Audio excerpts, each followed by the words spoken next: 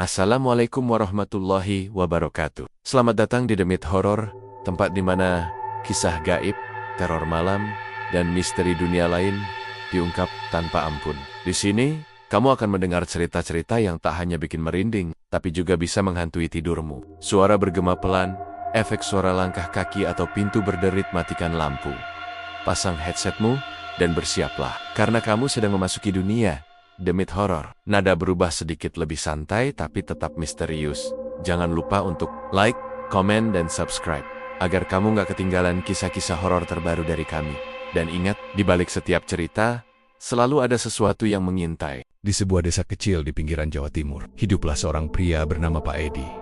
Usianya sekitar 40 tahun. Tubuhnya kurus, kulitnya gelap karena terlalu sering bekerja di bawah terik matahari. Pakaian yang ia kenakan selalu lusuh. Celananya penuh tambalan dan sandal jepitnya sudah tak sepasang sama lagi. Hidupnya bener-bener jauh dari kata cukup. Setiap pagi, Pak Edi berangkat mencari pekerjaan serabutan. Kadang menjadi kuli bangunan, kadang ikut panen di sawah orang lain. Namun, pekerjaan itu tak selalu ada. Jika musim hujan tiba, sawah tergenang, pekerjaan berhenti, dan kantongnya pun kosong. Sementara itu, di rumah, istrinya Bu Siti harus memutar otak agar dapur tetap ngebul untuk anak-anak mereka. Rizal, Maya, dan Dina malam-mulam, mereka selalu diisi dengan kesunyian dan rasa lapar. Anak-anak sering terpaksa tidur hanya dengan meneguk air putih karena tak ada lauk sedikit pun. Kadang, Bu Siti menahan tangis di dapur saat melihat panci kosong. Hanya ada sedikit nasi sisa kemarin. Maafkan Bapak, Nak. Besok Bapak kerja lagi. Ya, biar bisa beli lauk. Ucap Pak Edi lirih setiap kali anak Kenania mengeluh lapar. Namun janji itu sering tak terpenuhi, karena pekerjaan semakin sulit dicari.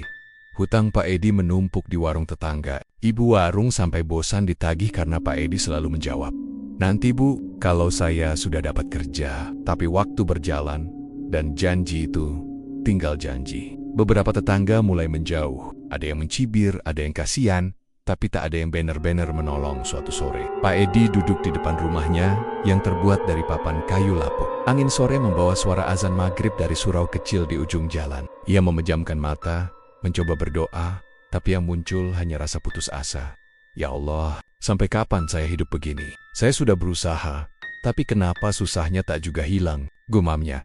Bu Siti datang membawa segelas air putih dan duduk di sampingnya. "Sudahlah Pak, yang penting kita masih bisa kumpul sekeluarga. Rezeki itu urusan Gusti Allah," katanya lembut. Pak Edi hanya mengangguk, tapi di dalam hatinya bergolak. Ia lelah mendengar kata sabar. Ia muak dianggap pemalas oleh tetangga. Ia malu melihat anak Kenania tak bisa sekolah karena tak punya seragam baru. Malam itu, ia memutuskan pergi ke warung kopi di ujung desa. Warung itu sering jadi tempat para lelaki menghabiskan malam sambil ngobrol. Di sana, ia duduk di pojokan, menatap kosong ke arah cangkir kopi yang sudah dingin. Lalu datanglah seorang pria tua, berambut putih acak-acakan, mengenakan baju hitam panjang. Orang itu duduk di hadapan Pak Edi tanpa permisi. Wajahnya penuh keriput, matanya tajam seolah bisa menembus isi hati seseorang. "Kamu kelihatan bingung, Nak. Banyak pikiran ya?" Suara pria itu serak, tapi tenang.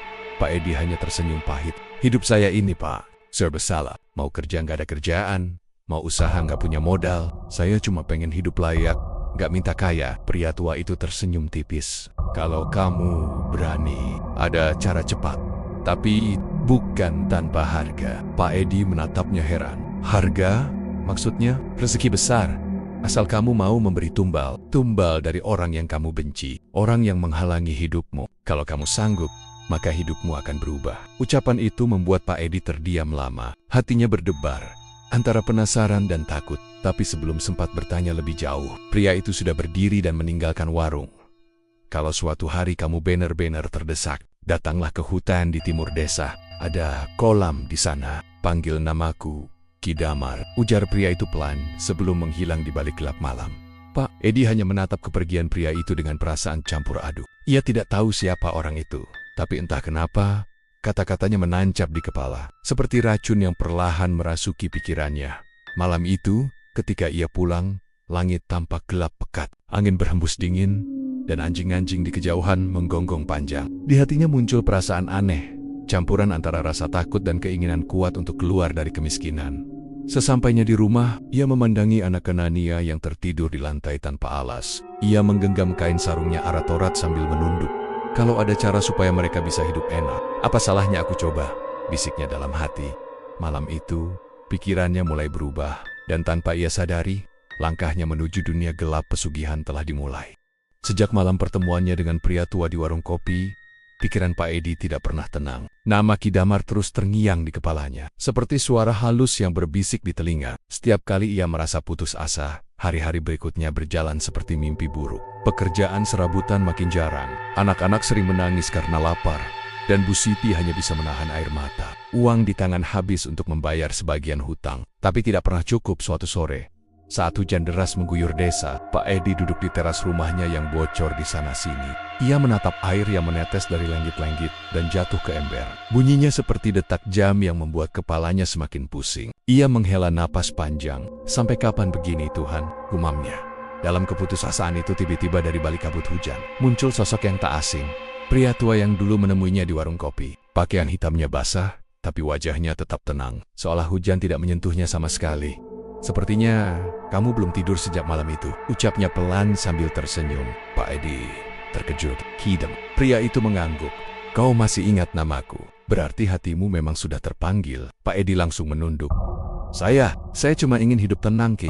Saya nggak kuat lagi hidup miskin begini. Anak saya lapar, hutang di mana-mana. Ki Damar menatap tajam ke arah rumah Pak Edi, lalu berkata lirih, kalau kau sanggup-sanggup ingin berubah, ikut aku malam ini. Tapi ingat, apapun yang terjadi jangan ragu, jangan takut, dan jangan berpaling dari niatmu. Pak Edi sempat ragu, hatinya berdebar kencang.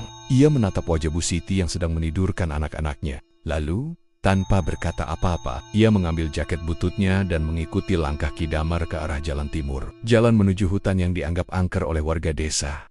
Malam itu benar-benar sunyi. Hanya terdengar suara jangkrik dan gesekan dedaunan. Bulan tampak pucat di balik awan, menerangi jalan setapak yang mereka lalui.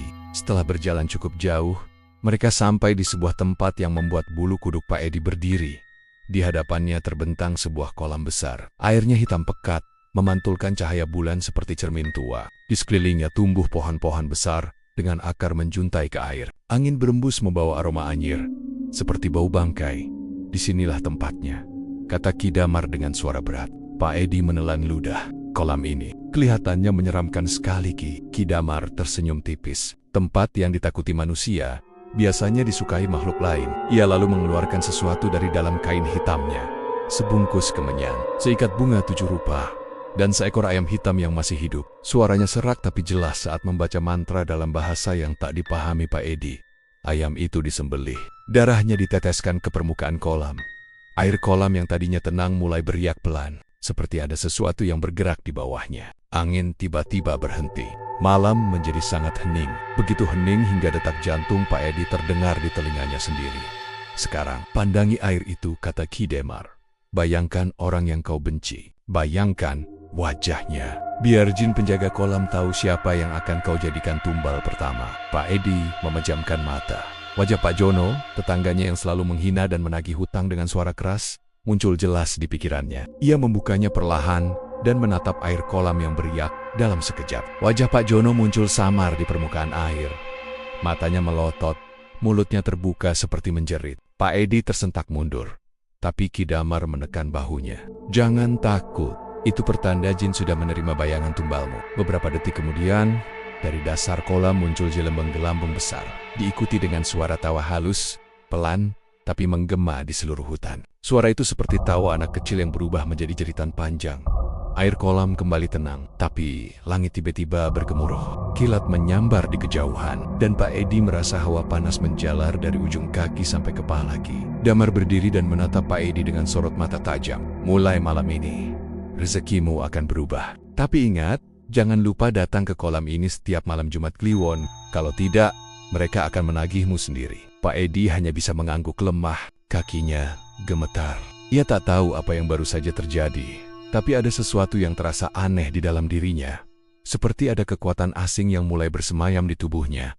Saat ia pulang menjelang subuh, hujan sudah berhenti. Udara terasa lebih berat dari biasanya. Di halaman rumahnya, anjing tetangga menggonggong keras seolah melihat sesuatu di belakang Pak Edi. Siti yang baru bangun terkejut melihat suaminya datang dengan wajah pucat. Pak, dari mana semalaman? Saya takut ada apa-apa. Pak Edi hanya menjawab singkat. Enggak apa-apa, Bu. Saya cuma nyari jalan keluar. Namun malam itu, ketika ia berbaring, telinganya menangkap suara halus dari luar rumah.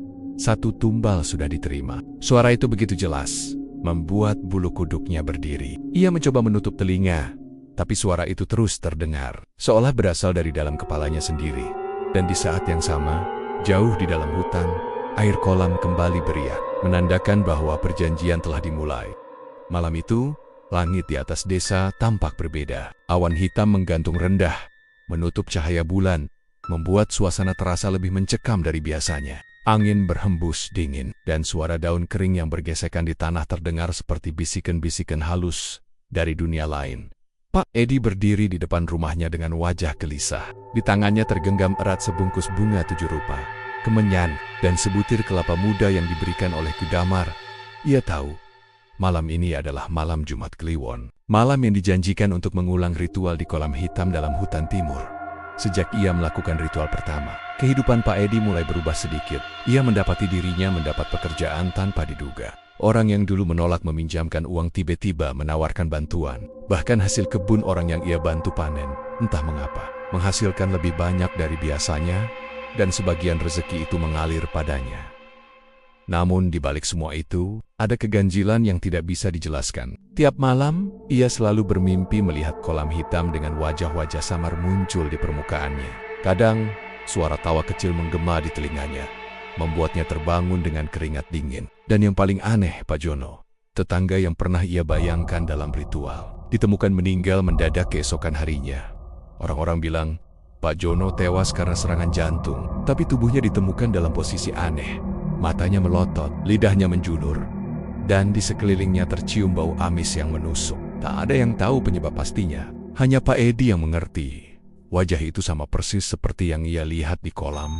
Sejak saat itu, rasa takut dan rasa puas bercampur jadi satu di hatinya. Ia tak tahu apakah harus menyesal atau merasa lega, tapi suara bisikan di kepalanya terus memanggil. Datanglah lagi, kau sudah menjadi bagian dari perjanjian. Jangan berhenti. Menjelang tengah malam, Pak Edi melangkah menuju hutan timur. Ia berjalan sendirian, hanya berbekal lampu minyak kecil dan keberanian yang tersisa. Jalan setapak menuju hutan itu gelap dan sunyi. Semakin jauh ia melangkah, suara jangkrik dan katak menghilang, digantikan oleh kesunyian yang menekan dada.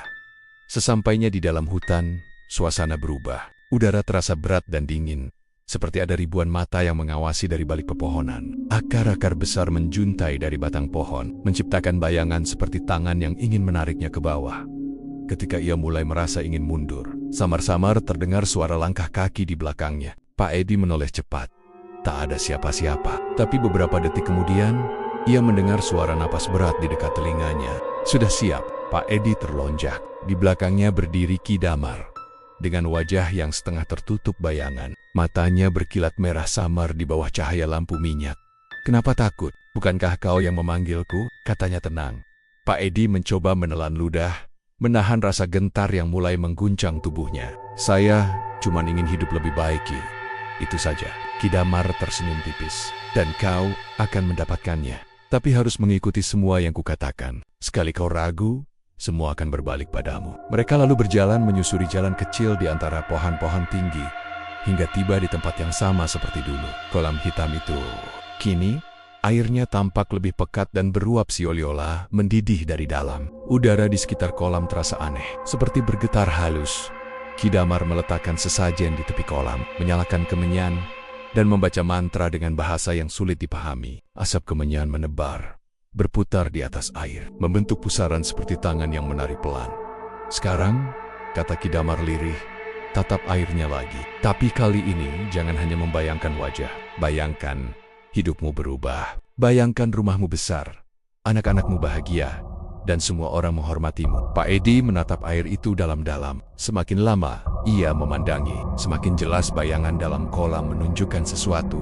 Dirinya sendiri, berpakaian rapi, tersenyum, dan dikelilingi orang banyak. Tapi di belakang bayangan itu, ada sosok hitam berdiri, menatapnya tajam. Air kolam mulai bergolak. Suara bisikan muncul dari segala arah, seperti puluhan orang berbicara bersamaan. Kami mendengar, kami melihat, apa yang kau inginkan akan kami beri. Ki Damar menunduk dan menambahkan darah ayam ke air. Tiba-tiba, permukaan kolam memercik kuat, hingga mengenai wajah Pak Edi. Ia terkejut, tapi Ki Damar menahan bahunya. Itu tandanya mereka menerima perjanjianmu. Beberapa saat kemudian, permukaan air menjadi tenang kembali. Tapi dari dasar kolam terlihat bayangan wajah manusia muncul satu persatu. Ada yang menangis, ada yang menjerit, ada pula yang tertawa dengan suara aneh. Siapa mereka? Tanya Pak Edi dengan nada gemetar. Ki Damar menjawab pelan. Mereka adalah tambel-tambel yang sudah dikorbankan. Kau akan jadi bagian dari mereka kalau suatu saat mengingkari janji. Pak Edi merinding. Tapi di hatinya, ada dorongan kuat yang menutupi rasa takut itu. Ia ingin percaya bahwa semua ini hanya bagian dari proses menuju keberhasilan. Ia ingin kaya, ingin dihormati, ingin lepas dari penderitaan. Ki Damar menatapnya tajam. Mulai sekarang, rezekimu akan deras. Tapi ingat, setiap kali kau merasa keberuntunganmu menurun, datanglah lagi ke sini dan beri mereka tumbal baru. Mereka akan lapar, dan kalau kau tak memberi, mereka akan menagih dari keluargamu sendiri. Pak Edi menunduk, berusaha menenangkan diri. Saya mengerti, Ki. Ki Damar menepuk pundaknya pelan. Bagus, kau sudah resmi menjadi bagian dari kolam ini. Malam itu, ketika Pak Edi pulang, udara terasa berat. Di langit, awan bergerak cepat menutupi bulan, dan kilat menyambar di kejauhan. Ia tidak sadar. Di belakangnya, bayangan hitam setinggi 2 meter mengikuti langkahnya sampai ke ujung desa. Dan sejak malam itu, hidup Pak Edi mulai berubah. Tapi bersamaan dengan itu, pintu menuju dunia kegelapan telah terbuka lebar, menunggu tambel-tambel baru untuk dikorbankan. Beberapa hari setelah malam ritual di kolam hitam itu, hidup Pak Edi mulai berubah dengan cara yang tak masuk akal. Semula, ia hanya kuli yang hidup dari upah harian. Tapi entah bagaimana, sejak ia kembali dari hutan, segala hal yang ia sentuh seolah membawa keberuntungan. Pagi itu, saat ia berjalan di pasar desa, seorang pedagang tua memanggilnya. Edi, aku butuh orang buat bantu ngangkut dagangan, bayarnya lumayan. Ia pun mengiyakan. Anehnya, meski baru sehari membantu, pedagang itu begitu puas dan langsung menawarinya pekerjaan tetap. Mulai besok, kamu urus kios ini aja. Keuntungan kita bagi 2. Pak Edi tentu tak menolak. Ia pulang dengan senyum lebar, membawa uang lebih banyak dari biasanya. Saat ia menyerahkan uang itu kepada Bu Siti, istrinya sampai meneteskan air mata. Alhamdulillah, Pak. Akhirnya rezeki datang juga, katanya dengan suara bergetar. Namun di dalam hati, Pak Edi tahu, semua ini bukan rezeki yang datang dari Tuhan seperti biasanya. Ada sesuatu yang lain, sesuatu yang menyeramkan, tapi ia menolak memikirkannya. Hari-hari berikutnya terasa seperti mimpi. Dagangan yang diurusnya laris manis. Orang-orang yang dulu sombong, kini menyapanya dengan ramah. Bahkan, kepala desa memujinya karena dianggap rajin dan membawa rezeki bagi warga sekitar dalam waktu singkat. Ia berhasil memperbaiki rumahnya. Dinding papan diganti tembok, atap bocor kini berganti genteng baru. Ia juga membeli sepeda motor bekas, sesuatu yang dulu bahkan tak pernah ia bayangkan. Tapi bersamaan dengan naiknya rezeki, hal-hal aneh mulai terjadi di rumah. Malam-malam mereka tidak pernah benar-benar tenang. Anak bungsunya, Dina, sering terbangun sambil menangis. Katanya, ada orang tinggi besar berdiri di pojok kamar setiap malam. Bu Siti sering mendengar langkah kaki di dapur, padahal semua orang sudah tidur. Kadang suara air seperti orang mandi terdengar dari belakang rumah. Tapi saat dilihat, tidak ada siapapun di sana. Suatu malam, Pak Edi terbangun karena mendengar suara berisik dari luar rumah. Sot Ea Keliwer. Ia melihat seekor ayam hitam berdiri di depan pintu, menatapnya lama tanpa bergerak. Matanya merah menyala seperti bara. Pak Edi mencoba mengusirnya, tapi ayam itu tidak lari. Justru dari arah belakang terdengar suara tawa halus. Tawa seperti anak kecil. Dalam sekejap, ayam itu lenyap. Yang tersisa hanyalah bau amis yang menusuk hidung.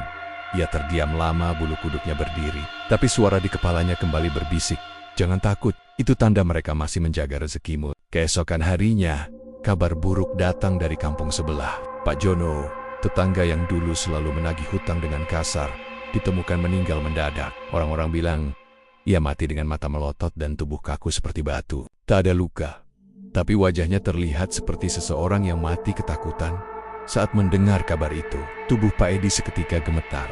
Dalam pikirannya terlintas jelas, wajah Pak Jono lah yang dulu ia bayangkan di permukaan kolam saat melakukan ritual pertama. Ia menatap ke langit. Penoke, semua ini karena aku, bisiknya. Namun perasaan takut itu cepat berubah menjadi rasa puas. Karena sejak kematian Pak Jono, Kehidupannya makin lancar. Waktu berjalan cepat. Dalam 3 bulan, Pak Edi berubah dari orang miskin menjadi salah satu warga yang dianggap sukses. Ia membuka warung sembako kecil di depan rumahnya. Pelanggannya ramai setiap hari. Bahkan banyak yang rela antre hanya untuk berbelanja di sana. Namun makin lama, aura rumahnya makin aneh. Beberapa pembeli sering merasa tidak nyaman. Ada yang bilang mereka mencium bau darah saat masuk. Ada pula yang merasa seperti sedang diperhatikan oleh sesuatu yang tak kasat mata. Suatu sore, seorang ibu tua yang datang membeli gula berbisik pada Bu Siti, "Warung kalian ini ramai, tapi hawa di dalamnya berat sekali, Nak. Seperti bukan cuma manusia yang datang belanja." Bu Siti hanya tersenyum kaku. Tapi malam Nia, ia menangis di dapur. Ia mulai merasa ada yang tidak beres dengan rezeki mereka, Pak. "Saya cek, kenapa setiap kali warung ramai, saya sering mimpi aneh," katanya, gemetar. Pak Edi menatap istrinya dengan pandangan datar. "Jangan pikir macam-macam, Bu. Itu cuma mimpi." Padahal, dalam hati kecilnya, ia tahu mimpi itu bukan sekadar bunga tidur. Ia juga sering melihat bayangan hitam duduk di pojok warung setiap malam, menatapnya diam tanpa wajah. Seminggu kemudian, sesuatu terjadi lagi. Anak keduanya, Maya, tiba-tiba jatuh sakit tanpa sebab. Tubuhnya panas tinggi. Tapi anehnya, setiap kali Pak Edi mencoba mengobatinya, suhu tubuh anak itu justru semakin panas. Kadang Maya berteriak dalam tidurnya, "Ayah, jangan biarkan dia mendekat." Pak Edi panik. Ia memanggil dukun desa untuk mengobati. Tapi saat dukun itu masuk ke kamar Maya, ia langsung keluar dengan wajah pucat. "Saya nggak bisa bantu. Di rumahmu ini sudah dijaga makhluk lain. Kalau kamu tak hentikan apa yang kamu mulai, mereka akan menagih lebih dari sekadar tumbal." Kata-kata itu membuat dada Pak Edi sesak. Ia marah, tapi juga takut. "Tidak mungkin. Saya cuma ingin rezeki lancar." Dukun itu menatapnya dengan kasihan. Rezeki dari jalan gelap tak pernah gratis. Malamnya, Pak Edi duduk sendirian di teras. Angin malam berembus pelan. Tapi entah kenapa udara terasa berat, seperti menekan dadanya. Di kejauhan, ia mendengar suara gemericik air. Suara yang sangat ia kenal. Suara kolam di hutan. Suara itu makin lama makin dekat, seolah kolam itu berjalan mendekatinya. Lalu terdengar bisikan yang sangat jelas di telinganya. Datanglah lagi. Waktunya memberi tumbal baru. Pak Edi menelan ludah. Jantungnya berdegup kencang. Ia tahu apa yang dimaksud oleh suara itu. Namun kali ini, ia tidak langsung menolak. Ia menatap rumahnya, melihat istrinya yang sedang menidurkan anak kanok dengan susah payah, lalu menunduk lemah. Kalau dengan itu semua bisa lancar lagi, mungkin cuma ini jalannya, gumamnya lirih. Malam itu, tekad jahat mulai tumbuh dalam dirinya. Dan di kejauhan, di hutan yang gelap, kolam hitam itu beriak pelan, seperti menunggu kedatangannya kembali. Sejak malam itu, pikiran Pak Edi tidak pernah tenang lagi. Setiap kali ia memejamkan mata, suara gemericik air dari kolam hitam itu terdengar di telinganya. Kadang terdengar lembut, kadang seperti bisikan ribuan suara yang memanggil namanya. "Edi, waktunya membayar. Kau ingin hidupmu tetap makmur, bukan?" Suara itu terus mengusik pikirannya. Bahkan saat ia bekerja di warung pun, seolah-olah bayangan air kolam selalu muncul di sudut matanya. Ia berusaha mengabaikan, tapi rasa takut bercampur tamak membuatnya semakin gelisah. Sampai suatu malam, ia tidak tahan lagi. Ia memutuskan untuk pergi ke hutan, tempat ia pertama kali melakukan ritual pesugihan. Hutan itu kini tampak lebih menyeramkan dari sebelumnya. Pohon-pohon tinggi menjulang, dan udara malam terasa dingin menusuk tulang. Jalan setapak yang dulu ia lalui, kini penuh dengan akar dan dedaunan kering. Tapi anehnya, langkah kakinya seolah dituntun oleh sesuatu yang tak terlihat. Sesampainya di kolam, airnya tampak lebih pekat daripada dulu. Tidak ada suara hewan malam, hanya riak pelan yang memantulkan wajahnya. Wajah yang kini tidak lagi seperti dulu. Matanya cekung, kulitnya pucat, dan ada lingkar hitam di bawah matanya. Dari balik kabut tipis di atas kolam, muncul bayangan tinggi besar. Suaranya berat dan bergema, seperti berasal dari dalam air. "Kau datang lagi, Edi." Pak Edi menelan ludah. Aku ingin rezekiku tetap lancar. Tapi tumbal itu, apakah harus manusia lagi?" Bayangan itu tersenyum samar. Suara tawa halus terdengar, tapi mengandung nada menyeramkan. "Kau sudah tahu jawabannya. Kau ingin bertahan di atas, maka seseorang harus tenggelam di bawah." Pak Edi memalingkan wajahnya. Ia tahu apa yang dimaksud. Dulu ia menumbalkan Pak Jono, orang yang selalu menagih hutangnya. Tapi siapa lagi yang akan dikorbankan? Bayangkan saja wajahnya di kolam ini. Bisik suara itu pelan, dan rezekimu akan terus mengalir. Pak Edi berdiri gemetar di pinggir kolam. Airnya beriak pelan, seolah menunggu. Dalam pikirannya, satu nama muncul, Pak Rudi, pedagang sembako lain di desa yang mulai menyainginya. Pak Rudi sering menuduhnya curang karena dagangan Pak Edi tak pernah habis, meski stoknya terbatas. Tangan Pak Edi bergetar. Ia tahu ini dosa besar. Tapi di sisi lain, ketakutannya kehilangan segalanya jauh lebih besar. Ia menutup mata, menarik napas panjang, dan membayangkan wajah Pak Rudi di permukaan air. Kolam itu mendadak bergejolak. Airnya berputar-putar, lalu muncul aroma anyir seperti darah busuk. Angin di sekelilingnya berhenti. Hanya suara berat dari dalam kolam yang berbisik, "Selesai. Rezekimu aman untuk sementara." Keesokan harinya, kabar mengejutkan menyebar di desa. Pak Rudi ditemukan tewas di gudangnya dengan cara yang aneh. Kepalanya tertunduk di dalam ember air. Matanya melotot seolah ia melihat sesuatu yang mengerikan sebelum mati. Warga heboh, tapi Pak Edi hanya diam. Ia pura-pura kaget, bahkan ikut melayat. Namun dalam hati kecilnya, ia tahu itu balasan dari kolam hitam. Beberapa hari kemudian, warungnya kembali ramai. Pembeli datang tanpa henti, stok barang tak pernah habis, dan uang selalu mengalir. Tapi di balik itu semua, setiap malam wajah-wajah orang yang sudah mati mulai menghantui tidurnya. Kadang Pak Jono muncul di pojok kamar, menatapnya dengan mata putih kosong. Kadang Pak Rudi berdiri di depan warung dengan tubuh basah kuyup, seperti baru keluar dari air. Suatu malam Bu Siti terbangun karena mendengar suara Pak Edi mengigau keras.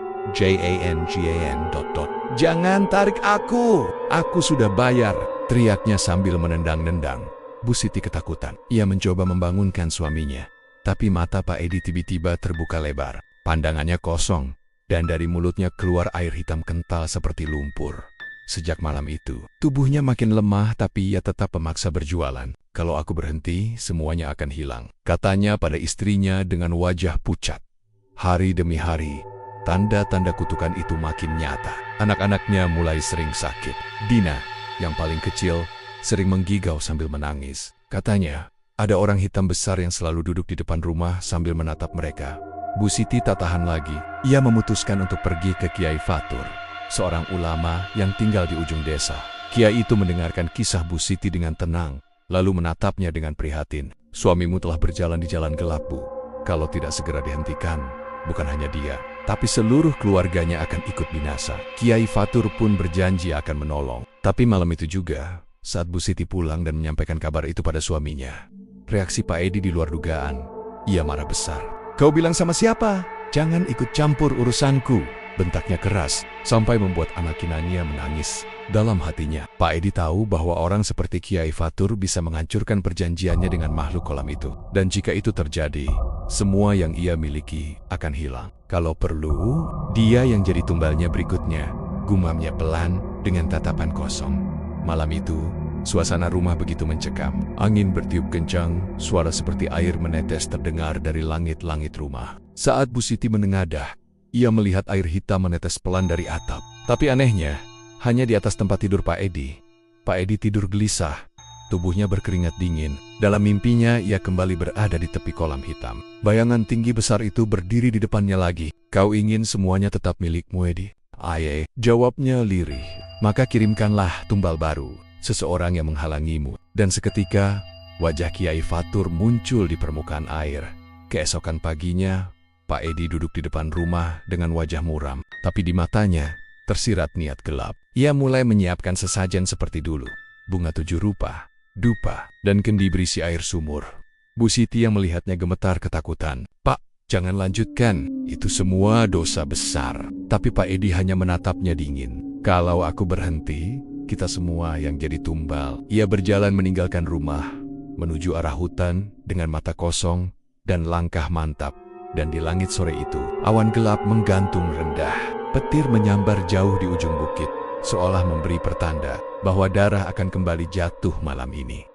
Malam itu, angin bertiup kencang dari arah hutan. Langit tampak gelap seperti mendung, padahal tidak ada tanda-tanda hujan. Di kejauhan, suara aneh seperti gemericik air mengalun pelan, seolah memanggil seseorang untuk datang. Di rumah kecil di ujung desa, Pak Edi sedang duduk termenung. Di depannya ada dupa yang masih menyala, mengeluarkan asap tipis beraroma menyengat. Matanya merah karena kurang tidur, wajahnya pucat seperti orang sakit. Tapi di dalam hatinya hanya ada satu tekad, mengorbankan Kiai Fatur agar rezekinya tak hilang. Dia yang menghalangi, maka dia harus diganti. Bisik suara halus dari pikirannya. Hanya satu lagi, dan semuanya akan selesai. Pak Edi menatap kendi berisi air di depannya, lalu berdiri dan mengambil bungkusan kecil berisi bunga 7 rupa. Ia menaruhnya di dalam tas dan melangkah keluar rumah. Langkahnya berat, tapi wajahnya dingin. Di sisi lain desa, Kiai Fatur sedang menunaikan sholat Isya di langgar kecil dekat rumahnya. Usianya sekitar 50 tahun, berwajah teduh, tapi matanya tajam, seolah bisa melihat hal-hal yang tak tampak oleh manusia biasa. Selesai sholat, beliau duduk bersila, menunduk dalam dizikir. Tapi tiba-tiba angin berhembus keras dari jendela, membuat lampu minyak di sudut ruangan berkedip-kedip. Kiai Fatur membuka matanya perlahan. Sudah waktunya datang, rupanya gumamnya pelan. Ia berdiri dan mengambil tasbihnya. Dalam hatinya, ia tahu malam ini akan menjadi malam panjang. Malam di mana ia harus berhadapan dengan sesuatu yang kelam. Sementara itu, Pak Edi berjalan menuju hutan dengan langkah goyah. Udara terasa dingin menusuk tulang. Di sepanjang jalan suara jangkrik tiba-tiba menghilang. Yang tersisa hanya desiran angin dan suara hatinya yang berbisik. Kau sudah terlalu jauh untuk mundur. Saat sampai di tepi hutan, bayangan kabut mulai muncul dari antara pepohonan. Kolam hitam itu sudah tampak di kejauhan. Beriak pelan seperti menyambutnya. Namun belum sempat ia melangkah ke tepi air, terdengar suara dari belakang. "Berhenti, Edi!" Pak Edi terkejut. Ia menoleh cepat dan melihat Kiai Fatur berdiri di antara pepohonan, membawa tongkat kayu kecil. Cahaya redup dari lentera di tangan sang Kiai memantulkan bayangan wajahnya yang tenang, namun tegas. "Ngapain, Kiai, ikut-ikut urusan saya?" Suara Pak Edi bergetar, setengah marah, setengah takut. "Aku datang bukan untuk menghakimi," jawab Kiai Fatur dengan lembut. "Aku datang untuk menyelamatkanmu." Pak Edi tertawa sinis. "Menyelamatkan? Kau nggak tahu apa-apa, Kiai. Hidup saya menderita, utang numpuk, anak saya kelaparan. Makhluk dari kolam ini yang bantu saya hidup." Kiai Fatur melangkah maju perlahan. "Makhluk itu tidak menolongmu, Edi. Dia sedang memakanmu sedikit demi sedikit. Kau pikir rezeki itu gratis? Nyawamu dan keluargamu sudah diincar." Tiba-tiba wajah Pak Edi berubah muram. Matanya mulai merah. "Aku nggak mau kehilangan semua ini. Kalau harus ada yang tumbal, biar kau aja, Kiai." Seketika, tubuh Pak Edi bergetar hebat. Dari balik punggungnya muncul bayangan hitam besar seperti asap pekat yang berbentuk manusia. Bayangan itu tinggi, matanya merah menyala, dan suaranya seperti ribuan jeritan kecil. "Kiai, dia milikku." Gumam suara dalam bayangan itu dengan nada menyeramkan. Kiai Fatur berdiri tegak, menggenggam tasbihnya kuat-kuat. "Inna lillahi wa inna ilaihi rojiun." Kau hanyalah jin kafir yang menipu manusia. Atas nama Allah, aku perintahkan kau keluar dari tubuh hambanya. Ia mengangkat tangannya, membaca ayat kursi dengan suara lantang. Angin seketika berputar kencang, dedaunan beterbangan. Suara gemericik air dari kolam berubah menjadi gemuruh keras seperti air mendidih. Pak Edi berteriak kesakitan, tubuhnya terlempar ke tanah, menggeliat seperti kesetrum. Dari mulutnya keluar asap hitam pekat, dan mata Pak Edi berubah menjadi merah seluruhnya. "Aku tidak akan pergi!" Tumbal belum cukup, teriak suara dari dalam dirinya. Kiai Fatur terus melantunkan ayat-ayat suci. Keringat menetes dari dahinya, namun ia tak berhenti. Setiap kalimat yang keluar dari mulutnya seperti membakar bayangan hitam itu, sedikit demi sedikit. Allahu Akbar. Dengan teriakan terakhir itu, cahaya putih menyilaukan keluar dari arah tasbihnya, menyapu seluruh area hutan. Bayangan hitam itu menjerit panjang, lalu lenyap seperti asap yang tertiup angin. Hening. Yang tersisa hanyalah suara napas Pak Edi yang tersengal-sengal. Ia terkulai di tanah.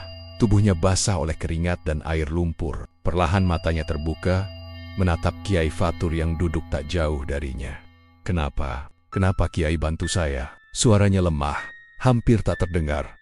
Kiai Fatur menatapnya dengan iba. "Karena setiap manusia masih bisa kembali sebelum terlambat. Edi, tapi ingat, pesugihan tidak akan berhenti sebelum tumbalnya lunas. Kau harus bertaubat sungguh-sungguh. Tinggalkan semua ini, dan jangan pernah kembali ke tempat ini lagi." Air mata Pak Edi menetes. Ia menunduk dalam, lalu mengangguk pelan. "Saya akan berubah, Kiai, demi keluarga saya." Kiai Fatur membantu Pak Edi berdiri dan membimbingnya keluar dari hutan. Namun di belakang mereka, kolam hitam itu masih beriak pelan. Dari dasar air terdengar suara lirih, seperti bisikan yang sangat halus.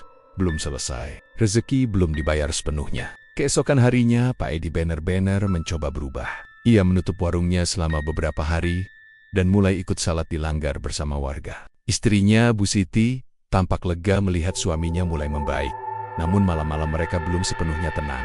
Terkadang, suara air dari belakang rumah masih terdengar pelan, seperti ada yang memanggil. Kadang dalam mimpi, Pak Edi melihat kolam itu lagi. Tapi kali ini, di tengah kolam, berdiri bayangan istrinya dan anak-anaknya, menatapnya dengan tatapan kosong. "Jangan tinggalkan kami, Pak." Suara mereka bergema dari dalam air. Pak Edi terbangun dengan tubuh gemetar. Keringat dingin mengucur dari dahinya. Ia memejamkan mata, tapi suara kolam itu tak mau pergi. Dalam hatinya, ia tahu perjanjian dengan makhluk itu belum berakhir. Dan entah kapan, sesuatu pasti akan datang lagi untuk menagih tumbal berikutnya. Sudah hampir 2 minggu sejak kejadian di hutan malam itu, Pak Edi mencoba keras meninggalkan dunia pesugihan. Ia tak lagi berani pergi ke kolam hitam itu, tak lagi menyiapkan sesajen, dan mulai rajin ikut ke langgar setiap maghrib. Namun, meski langkah kakinya menjauh, bayangan kelam dari perjanjian itu belum benar-benar pergi. Malam demi malam, sesuatu selalu datang. Kadang dalam bentuk mimpi, kadang dalam wujud nyata yang hanya dilihat oleh keluarga Pak Edi. Suatu malam, Bu Siti terbangun karena mendengar suara air dari dapur. Awalnya ia pikir suaminya sedang mengambil air wudhu. Tapi suara itu aneh, terlalu lama. Seperti ada seseorang yang sedang mencuci tangan. Tapi airnya tidak berhenti mengalir. Ia bangun dan berjalan pelan menuju dapur. Lampu dapur remang, tapi cukup untuk membuatnya melihat punggung seseorang sedang berdiri di depan bak air. "Ses, Pak Edi," panggilnya pelan. Orang itu tidak menjawab. Bu Siti melangkah sedikit lebih dekat, lalu menatap ke arah kaki orang itu. Tidak ada bayangan, dan saat sosok itu menoleh, wajahnya bukan wajah manusia. Kulitnya hitam mengilap seperti lumpur, matanya putih polos tanpa bola mata. Dari mulutnya menetes air kental berwarna hitam, dan ia tersenyum lebar memperlihatkan deretan gigi tajam. Bu Siti menjerit histeris. Sosok itu langsung lenyap, tapi air di bak masih beriak seolah baru saja disentuh seseorang. Pak Edi segera berlari ke dapur. "Ada apa, Bu?" Bu Siti gemetar sambil menunjuk bak air. "Di sana, di depan bak, ada orang hitam, Pak. Matanya putih semua." Pak Edi terdiam. Ia tahu betul siapa yang dimaksud istrinya. Makhluk dari kolam itu. Bisiknya pelan. Sejak malam itu, kejadian aneh makin sering terjadi di rumah mereka. Anak bungsunya Dina sering bicara sendiri di kamar. Katanya, temannya dari air sering datang malam-malam. Maya, anak kedua, sering pingsan tiba-tiba setiap kali mencium bau tanah basah. Sedangkan Fajar, anak sulungnya, mulai berubah kasar. Ia sering marah tanpa sebab, dan matanya kadang tampak merah seperti menahan amarah yang bukan miliknya sendiri. Bu Siti makin takut. Ia mendesak suaminya agar kembali meminta tolong pada Kiai Fatur. Tapi Pak Edi menolak. "Kalau aku ganggu lagi urusan itu, bisa-bisa malah tambah parah, Bu." Padahal, dalam diam, Pak Edi juga dihantui oleh sesuatu yang lebih menyeramkan. Suatu malam, saat semua sudah tidur, ia duduk sendirian di depan warungnya. Angin malam bertiup pelan, tapi hawa dinginnya terasa berbeda. Dingin yang menusuk tulang, seperti datang dari dunia lain. Tiba-tiba, dari arah sumur belakang rumah, terdengar suara tawa kecil. Suara perempuan, lirih, tapi jelas. "Edi, kamu lupa sama kami?" Pak Edi langsung berdiri. Ia memegang senter dan melangkah perlahan ke arah sumur. Suara tawa itu berubah menjadi isak tangis. Makin lama makin keras, dan ketika sinar senter menyorot ke arah sumur, ia melihat sesuatu di dalamnya. Wajah-wajah hitam bermunculan di permukaan air. Wajah Pak Jono, Pak Rudi, dan beberapa orang lain yang pernah berselisih dengannya. Mereka semua menatap ke atas, menatapnya sambil berkata bersamaan, "Kau belum lunas, Edi." Air sumur itu mendadak mendidih, dan tangan-tangan hitam keluar mencengkeram bibir sumur. Pak Edi mundur ketakutan, lalu jatuh terduduk. Ia berlari masuk ke rumah, tapi dari belakang terdengar suara langkah kaki basah mengikuti. Sejak malam itu, Pak Edi tidak bisa tidur. Setiap ia mencoba memejamkan mata, selalu ada suara air menetes di dekat telinganya, padahal tidak ada kebocoran di atap. Suatu malam, ia bermimpi berada di tepi kolam lagi. Kabut tebal menyelimuti sekitar, dan di tengah kolam ada bayangan perempuan berpakaian putih lusuh, berdiri di atas air. Rambutnya panjang menutupi wajah tepi dari sela-selanya, terlihat senyum samar. "Kau mau kabur, Edi? Aku sudah berhenti. Aku sudah tobat. Kau pikir semudah itu? Kau lupa janji yang kau ucapkan di kolam ini?" Tiba-tiba kolam itu bergejolak. Dari dalam air muncul Kepili Kepola, orang yang pernah ditumbalkan. Semuanya menatapnya. Perempuan itu menunjuk ke arahnya. Kalau kau tidak memberi tumbal baru, keluargamu yang akan kubawa. Pak Edi terbangun sambil berteriak keras. Tubuhnya basah oleh keringat dan anehnya, bau amis memenuhi kamar. Saat ia menoleh, lantai kamar basah oleh air lumpur. Pagi harinya, Bu Siti menemukan suaminya duduk di depan rumah, menatap kosong. "Pak, kita harus pergi dari rumah ini," katanya dengan mata sembab. "Aku takut sesuatu terjadi sama anak-anak." Pak Edi hanya diam. Di dalam pikirannya, suara itu masih bergema. "Keluargamu atau orang lain." Malamnya, ia duduk sendiri sambil menatap wajah anak-anaknya yang sedang tidur. Dina memeluk boneka lusuhnya, Maya tidur meringkuk, dan Fajar terlelap dengan wajah tenang. Air mata Pak Edi menetes. Ia menggenggam kepala, berbisik pelan, Jangan mereka Tuhan, ambil saya saja." Tapi suara lain menjawab dalam kepalanya. "Kau tak punya pilihan, Edi." Pesugihan tak mengenal belas kasihan. Keesokan paginya, rumah mereka dipenuhi bau busuk yang tak jelas asalnya. Ayam-ayam di belakang rumah mati mendadak. Air sumur berubah keruh. Dan setiap kali Bu Siti mencuci beras, selalu ada keking-keking hitam kecil keluar dari airnya. Sore itu Kiai Fatur datang. Ia mendengar dari warga bahwa rumah Pak Edi kembali diganggu. Begitu masuk, wajah Kiai itu langsung berubah serius. "Astagfirullah, makhluk itu belum pergi." Ia masih menagih perjanjian. Pak Edi menunduk lemah. "Saya sudah coba berhenti, Kiai, tapi mereka datang terus. Mereka bilang mau ambil keluarga saya." Kiai Fatur menatapnya dalam-dalam. "Mereka tidak bisa mengambil apapun kalau kau benar-benar menyerahkan dirimu pada Allah. Tapi kalau hatimu masih takut kehilangan harta, makhluk itu akan terus menempel." Bu Siti mulai menangis. "Kiai, tolonglah keluarga kami." Kiai Fatur mengangguk pelan. "Aku akan bantu. Tapi mulai malam ini, semua harus siap. Karena makhluk itu pasti akan datang sendiri untuk menuntut yang belum lunas." Malam itu, langit mendadak mendung pekat. Angin berhembus kencang dan kilat menyambar berkali-kali. Kiai Fatur duduk bersila di ruang tengah, membaca ayat-ayat suci. Sementara Pak Edi dan keluarganya berjongkok di belakangnya. Dari arah dapur, suara air terdengar menetes. Lalu perlahan berubah menjadi suara langkah kaki basah. Tok-tok. Langkah itu makin dekat. Udara rumah menjadi dingin sekali, dan lampu mulai redup. Dari arah pintu dapur, muncul sosok tinggi besar. Tubuhnya seperti dilapisi lumpur, matanya merah menyala. Di belakangnya, tampak bayangan perempuan berambut panjang melayang di udara. "Edi, janji harus ditepati." Kiai Fatur segera berdiri dan mengangkat tangannya. "Dengan nama Allah yang Maha Kuasa, aku perintahkan kalian pergi dan jangan ganggu keluarga ini." Seketika rumah bergetar hebat. Suara gemuruh seperti air bah menggema di seluruh ruangan. Dena menjerit, Maya menenggus, dan Pak Edi hanya bisa menunduk sambil menutup telinga. Suara perempuan itu tertawa keras. "Dia sudah milik kami, Kiai. Kau tak bisa menyelamatkannya." Dan sebelum semuanya berhenti, air hitam muncrat dari lantai rumah, menyebar ke segala arah, seperti kolam yang pecah, dan menelan isi rumah itu. Malam itu menjadi awal dari bencana yang lebih besar. Meskipun Kiai Fatur berusaha keras melawan, makhluk dari kolam itu belum menyerah. Dan di balik kekacauan itu, ada sesuatu yang jauh lebih mengerikan sedang menunggu waktunya untuk muncul. Beberapa tahun telah berlalu sejak Pak Edi melakukan ritual pesugihan di kolam tua di tengah hutan itu. Kini, hidupnya berubah drastis. Ia bukan lagi lelaki miskin yang harus menahan lapar atau berutang di warung. Ia punya rumah besar, mobil, warung sembako, dan bahkan beberapa petak sawah. Semua orang di desa menatapnya dengan kagum sekaligus heran. Bagaimana mungkin orang yang dulu tak punya apa-apa bisa sekaya itu dalam waktu singkat? Namun di balik senyum dan kesuksesan itu, tersimpan rahasia kelam yang hanya diketahui oleh Pak Edi sendiri. Setiap tahun, saat malam tertentu, ia harus kembali ke hutan, menatap kolam pesugihan, dan membayangkan wajah seseorang yang ingin ia tumbalkan. Itulah harga yang harus ia bayar agar kekayaannya tetap mengalir. Pada awalnya, tumbalnya adalah orang-orang yang dulu memusuhinya, rentenir yang menagih hutang dengan kasar, teman lama yang menghina, bahkan tetangga yang pernah menertawakan kemiskinannya. Setiap kali ia membayangkan wajah mereka di kolam itu, tak lama kemudian orang itu akan mati secara misterius, tubuh kering, mata melotot, dan kulit menghitam seperti terbakar dari dalam. Namun kali ini, ada sesuatu yang berbeda. Sudah hampir setahun berlalu, dan sosok gaib penunggu kolam, makhluk hitam bermata merah itu, belum juga datang menagih. Biasanya, menjelang waktu ritual mimpi-mimpi buruk mulai menghantuinya. Tapi kali ini justru sunyi. Pak Edi merasa gelisah. Ia takut jika pesugihannya gagal, atau kekayaannya tiba-tiba lenyap.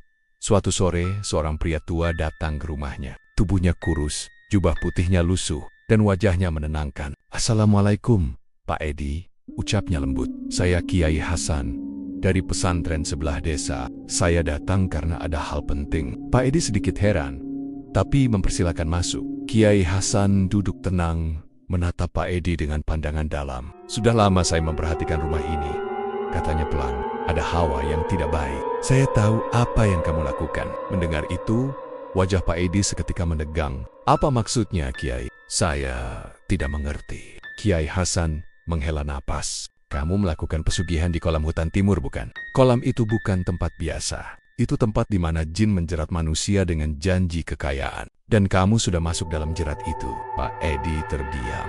Tangannya gemetar. Saya hanya ingin hidup lebih baik. Saya tidak mencelakai siapapun." "Tidak mencelakai," potong Kiai Hasan tajam. "Lalu semua yang mati setelah kamu kaya, itu apa? Kau menumbalkan mereka dengan sadar.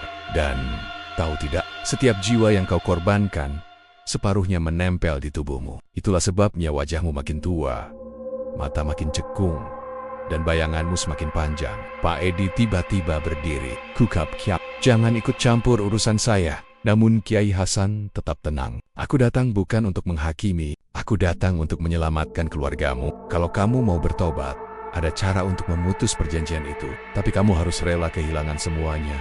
Harta, kemewahan, bahkan nyawamu sendiri mungkin akan jadi tebusan." Ucapan itu membuat dada Pak Edi panas. Ia menatap Kiai Hasan dengan tatapan tajam. "Jadi, kalau saya bertobat, semua ini hilang?" "Tidak, saya sudah terlalu jauh untuk mundur." Kiai Hasan menatapnya dengan iba. "Kalau begitu, bersiaplah, karena waktu penagihanmu sudah dekat. Tapi ingat, jin itu bukan hanya menagih jiwamu, dia juga menagih apa yang paling kamu cintai." Seketika suasana rumah menjadi dingin. Lampu di ruang tamu berkedip. Angin bertiup dari arah pintu, padahal tertutup rapat. Pak Edi merinding, tapi amarahnya lebih besar dari rasa takutnya. "Kalau begitu, Kiai," katanya lirih sambil menatap tajam, "kau yang akan jadi tumbalku berikutnya." Kiai Hasan menatapnya tanpa gentar. "Kamu tidak tahu apa yang kau lakukan." Namun malam itu, setelah Kiai Hasan pergi, Pak Edi kembali ke hutan. Ia membawa sesajen lengkap, bunga 7 rupa, dupa dan seekor ayam hitam. Ia duduk di tepi kolam sambil menatap airnya yang tenang. Bulan purnama memantulkan cahaya pucat di permukaannya. Perlahan, air di kolam itu mulai berputar. Muncul gelambang-gelambang kecil, lalu sebuah sosok hitam besar muncul dari dalamnya. Matanya merah menyala. Suaranya berat seperti gemuruh dari perut bumi. "Siapa tumbalmu malam ini, Edi?" Pak Edi menelan ludah, lalu menatap ke permukaan air. Dalam bayangannya, ia melihat wajah Kiai Hasan, tenang, berdoa, penuh cahaya. Ia menatap lebih dalam, mencoba fokus. Tapi tiba-tiba bayangan itu berubah. Yang muncul bukan Kiai Hasan, melainkan wajah istrinya, Bu Siti, menangis memanggil namanya. Lalu muncul wajah anak Kanenia satu persatu, dengan mata kosong dan kulit membiru. Pak Edi berteriak panik. "Tidak, bukan mereka. Aku mau Kiai Hasan." "Bukan mereka." Tapi kolam itu sudah bergetar. Airnya meluap, angin menderu, dan suara tawa makhluk gaib menggema di seluruh hutan. "Kau tak bisa memilih, Edi. Tumbal yang paling berharga adalah yang paling kau cintai." Pak Edi terjatuh, menggeliat ketakutan, berusaha berlari, tapi tubuhnya seperti diseret ke tepi kolam. Bayangan hitam muncul dari dalam air, melilit kakinya, menariknya perlahan ke dasar. Ia menjerit, tapi tak ada yang mendengar. Malam itu, hutan menjadi sunyi. Hanya suara gemericik air yang tersisa, diiringi bau amis dan bunga yang hanyut. Di rumah, Bu Siti dan anak Kanania terbangun karena mendengar suara langkah berat di depan pintu. Langkah yang mereka kenal, langkah Pak Edi. Tapi yang datang malam itu bukan lagi manusia biasa. Malam itu hujan turun deras. Petir menyambar bertubi-tubi, menerangi rumah Pak Edi yang kini tampak suram. Angin bertiup kencang, membuat daun-daun pisang di halaman depan menari liar. Di dalam rumah, Bu Siti memeluk anak Kanania erat-erat karena merasa ada sesuatu yang tidak beres. "Bu, kok pintunya bunyi kayak ada yang ngetok ya?" tanya Rizal dengan suara gemetar. Bu Siti menatap ke arah pintu yang bergetar pelan. "Mungkin angin, Nak," jawabnya, meski hatinya sendiri tidak yakin. Tiba-tiba Kate, 3 ketukan keras terdengar. Tidak seperti suara angin, melainkan seperti ketukan tangan manusia. Bu Siti memberanikan diri mendekat. "Siapa di luar?" tanyanya keras. Tak ada jawaban, hanya suara hujan yang semakin menggila. Namun tiba-tiba, pintu terbuka sendiri dengan keras, menampakkan sosok Pak Edi yang berdiri di ambang pintu dengan tubuh kuyup oleh air hujan. Matanya menatap kosong, dan dari bajunya meneteskan air hitam pekat seperti lumpur. "Pak!" "Astagfirullah, Pak. Kenapa basah kuyup begini?" teriak Bu Siti panik. Pak Edi tidak menjawab. Ia hanya melangkah perlahan masuk, meninggalkan jejak lumpur hitam di lantai. Suhu di dalam rumah langsung turun drastis. Nafas mereka terlihat seperti asap di udara dingin. Rizal dan kedua adiknya berlari ke kamar, bersembunyi di balik selimut. Bu Siti menatap suaminya dengan rasa takut yang sulit dijelaskan. Wajah Pak Edi tampak pucat dan dari matanya keluar air hitam seperti tinta. "Pak Kenoki, dari mana saja kamu?" Tiba-tiba Pak Edi tersenyum, senyum yang tidak seperti biasanya. Senyum dingin dan kaku, seperti boneka kayu. Aku sudah selesai, Bu." Suaranya berat dan parau. "Sebentar lagi, kita semua akan tenang." Bu Siti merinding. Ia mundur selangkah demi selangkah. "Apa maksudmu, Pak?" Pak Edi menatapnya tajam. Dia sudah menagih. "Aku tidak bisa lari lagi. Tapi kali ini, mereka tidak akan mengambilku sendirian." Belum sempat Bu Siti menjawab, lampu rumah padam. Jalap total. Tiba-tiba terdengar suara gemericik air dari arah dapur. Padahal tak ada ember bocor di sana. Lalu terdengar langkah kaki berat. Seperti ada sesuatu yang basah berjalan di lantai. Panggil Bu Siti gemetar. Namun yang menjawab bukan suara manusia, melainkan suara tawa berat dan serak. "Hahaha." Dari kegelapan, sosok hitam besar muncul di belakang Pak Edi. Makhluk itu seperti bayangan dengan mata merah menyala. Tangannya panjang, kukunya seperti arang terbakar. Makhluk itu menyentuh bahu Pak Edi, dan seketika tubuhnya menegang. Bu Siti berteriak, "Astagfirullah!" dan berlari memeluk anak Kenania di kamar. Dari luar kamar, terdengar suara benda pecah, kursi terbalik, dan langkah kaki yang diseret. Anak-anak menangis histeris. Rizal berusaha menutup pintu, tapi entah kenapa daun pintu itu bergetar seperti ada yang mencoba membukanya dari luar. "Bu, ada yang dorong pintunya!" teriak Rizal. "Pegang kuat-kuat, nak!" Namun perlahan, pintu itu terbuka sendiri. Di ambang pintu berdiri Pak Edi, tapi wajahnya sudah berubah. Kulitnya membiru, matanya putih tanpa bola mata, dan dari mulutnya keluar air hitam pekat yang menetes ke lantai. "Sudah saatnya," katanya, lirih. "Kita pergi bersama." Bu Siti menjerit dan menutup mata anak-anaknya, tapi tiba-tiba seluruh lampu menyala sendiri, memperlihatkan sesuatu yang lebih mengerikan. Air hitam mulai mengalir dari bawah pintu rumah, memenuhi lantai, mengalir dari arah dapur seperti berasal dari kolam di dalam tanah. Suara gemuruh terdengar, dan di tengah genangan itu muncul bayangan makhluk besar dengan taring panjang. Ia muncul separuh tubuhnya dari dalam air hitam itu, dan menatap langsung ke arah keluarga Pak Edi.